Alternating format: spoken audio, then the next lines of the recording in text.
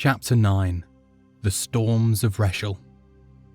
For every sphere has its season, and every time has its reason, to rise and to fall in the view of all. Each hue is displayed in its time, revealed in its splendour sublime.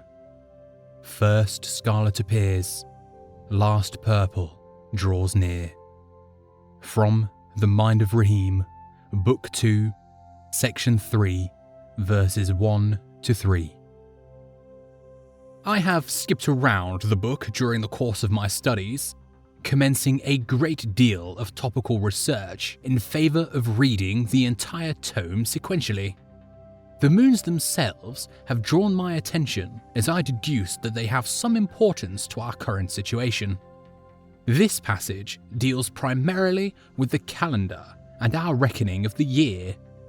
Previous to this, I had assumed the original research for the traditional system lost, but I find that it is laid out here quite plainly and accounts for some of the eccentricities of the current system, such as the irregular length of our months. The final statement of the passage at first perplexed me. In the current system, each of the 3 moons is afforded 2 months, a month of ascension and a month of descending, first scarlet, then golden, then azure. This passage, however, did not end with azure, but with purple.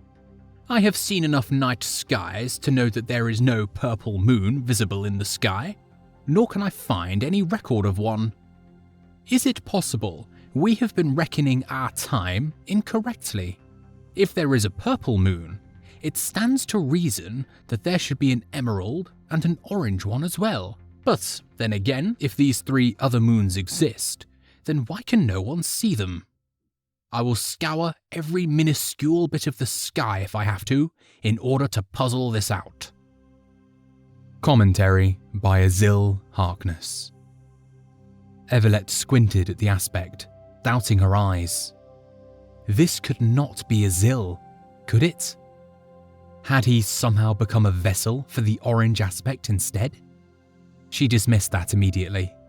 The man's features were slightly different, but the resemblance was unmistakable. Did Azil have a brother he had not mentioned? The man looked to be about Azil's same age. More than ever, she knew she needed to talk to him, and to do that, she would need to get his attention. Evelette gripped Barton by the robes and pulled him closer so he could hear over the roar of the falling sleet. Can you send up a signal of some kind to get that thing's attention?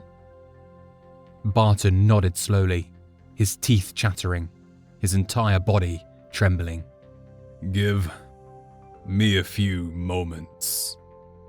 As a few moments passed, however, their mage beast lost its footing on the muddy earth and tumbled to the side, flinging them both off its back. Evelette landed in the mud, wincing at the sudden, sharp pain along her side. Trying to ignore it, she scrambled to her feet, clawing in the mud until she found Barton lying face down in the mire. She rolled him over, and to her surprise, he immediately let out a spell, a bright plume of red light that shimmered in stark contrast to the dark clouds. Surely the orange aspect couldn't help but notice. Yes, that is right, the scarlet aspect said. Speak with him, reason with him. Remember, he too is a part of me. Evelette held a hand over her eyes, trying to see through the storm. At first, she thought they had failed, but then she realised she could definitely make out the orange form coming closer, driving the storm back before it. It flitted from side to side like an insect before lighting on the ground directly in front of them. Evelette lay there, breathing in the chill and getting used to the sensation of not having pouring precipitation over every inch of her body. Before her, the aspect approached, shaking his head and crossing his arms over his chest. My, he said in a voice similar to Azil's. What a bedraggled lot you are. I certainly hope you have a change of clothing nearby. I say, the only thing worse than feeling that wretched is looking wretched at the same time." That single statement clinched it. If this man was not a relative of Azil's, then she was a mage beast. As he approached, however, she couldn't help thinking that something was off about his appearance. Being a vessel certainly enhanced a person's presence and appearance, but even so, he appeared a bit too perfect, like a statue come to life instead of an amplified human. "I do not care so much about clothing," Evelette said. "As strange as it may be to you, I only wish for sunlight to dry what I have on." The aspect gave a long sigh. "Ah, these are perilous, dark times indeed. But perhaps you will have your wish granted, my dear. I have driven away the storm, and I do not think I shall make another today." Barton groaned beside her, and she stooped to help him to his feet. He was even filthier than she, and still could not stop shivering. "You caused this?" he asked. "Why, by the triplets, would you even do that?" To Everlet's surprise, the orange aspect only laughed. "The triplets? Do you mean the moons? But, my good man, that's obviously a misnomer. They are sextuplets, if anything. Honestly, I have never been able to relate with your Azuran form of speech." Evelette paused, unsure if she had understood the meaning of his words correctly. To her knowledge, and that supplied by the scarlet aspect, there were really only 3 moons. There always had been.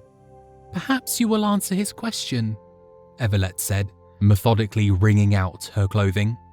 "You have caused us more than a bit of trouble." The orange aspect flung a casual hand at the sky. "I am Rochelle, vessel of the orange aspect of Raheem. I can do what I like. And today, my insides felt stormy, and so I thought, what better way to give expression to my feelings than to manifest them in nature? Using both swiftness and sight, I can bend the very heavens to my will." Evelette did not know if she believed this line of reasoning, nor did she recognize the name Reshel. Certainly, the aspects of ether had better things to do than to cater to their whims of controlling the weather. Perhaps there was something more to his sudden urge for storms. She considered using her sight to read him, but knew that it would be nearly impossible to do so without alerting him. She still wasn't sure whether this aspect was a friend or foe. Reshel rubbed his chin, studying the two of them. "Yes, I see it now. You are the aspect of sight, are you not? It is an honor to meet the only being whose sight exceeds my own. Oh, the wonderful things we could glimpse together." She could feel his power affecting her, trying to see into her heart and mind. She raised her own power, pushing back against his. She was not certain whether she wanted to let him in just yet. "Yes, there is much work we could accomplish together." Reshel nodded thoughtfully, rubbing his chin. "Indeed there is," he said. "And I think ultimately we are all working toward the same end, are we not?" "Approach him with caution," the scarlet aspect warned. "He has been known for his deception in the past. Do not take anything he says for granted." Evelette nodded and stepped forward, drawing herself up to her full height, though her whole body still ached from the fall. "If we are on the same side, then perhaps you can tell me what you and the other aspects are up to.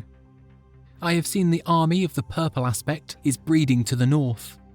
Who knows what the emerald aspect is up to? Should we not share our plans if we have a common goal?" Reshel only clicked his tongue,